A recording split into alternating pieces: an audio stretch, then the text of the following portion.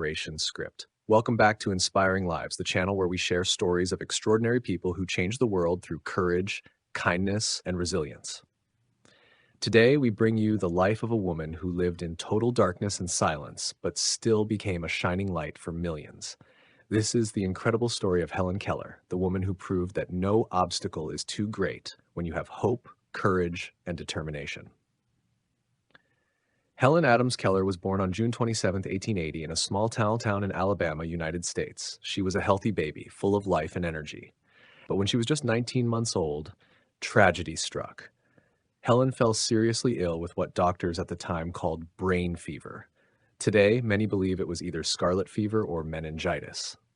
She survived the illness, but it left her completely blind and completely deaf. Imagine for a moment a little child, not even 2 years old, suddenly cut off from the world of sight and sound. She could no longer hear her mother's voice, nor see her father's face. Helen was trapped in total silence and darkness. Without sight and sound, Helen's world was confusing and lonely. She became frustrated and often threw tantrums. She had no way to communicate with her family except through rough gestures.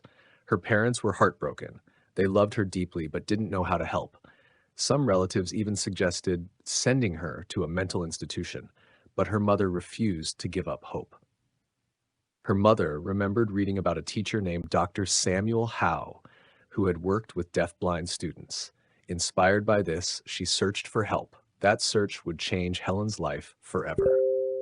In 1887, when Helen was almost 7 years old, her parents hired a young teacher from the Perkins School for the Blind. Her name was Anne Sullivan.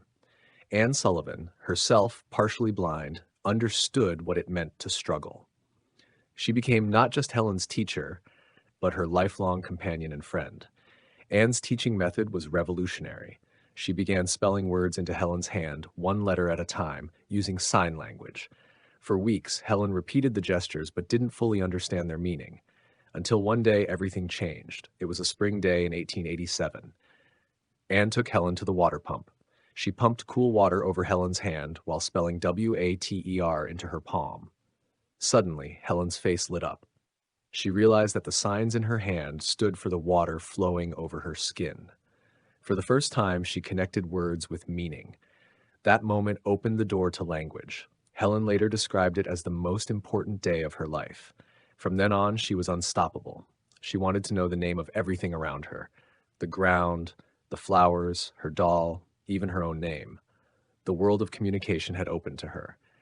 Helen's hunger for knowledge was endless. With Anne by her side, she learned to read Braille, use sign language, and even speak. She shocked the world when she pursued higher education. In 1900, Helen entered Radcliffe College, becoming the first deaf-blind person to earn an arts degree. Imagine how difficult that was in an era without modern technology. No audiobooks, no screen readers, only determination and Anne's tireless support. Helen wrote her first book, The Story of My Life, at just 22 years old. It became an international bestseller and is still read today. But Helen didn't stop with personal success. She believed her purpose was to help others.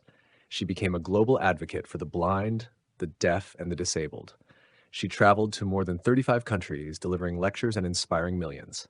She met presidents, kings, queens, and world leaders. She even met Mark Twain, who admired her wit and brilliance. Helen also fought for women's rights, workers' rights, and peace. She believed that every human being deserved dignity and opportunity. Of course, not everyone supported her. Some criticized her political views, and others doubted her abilities. But Helen never let negativity define her. She once said, "I am only one, but still I am one. I cannot do everything, but still I can do something." That became her guiding principle. Helen continued working tirelessly well into her 70s. Though she eventually lost her beloved teacher Anne Sullivan in 1936, she never gave up her mission. Helen Keller passed away in 1968 at the age of 87. By then, she had become a symbol of hope and perseverance for the entire world. Helen Keller's story is not just about overcoming blindness and deafness. It's about overcoming fear, doubt, and limitations. Her life teaches us that no matter what challenges we face, we can rise above them with courage and determination. So the next time you feel like giving up, remember Helen Keller, the woman who could not see or hear, yet inspired the world with her vision and voice. Thank you for watching Inspiring Lives. If Helen Keller's story touched your heart, please like, share, and subscribe so more people can hear these powerful stories. Together, let's spread hope and inspiration.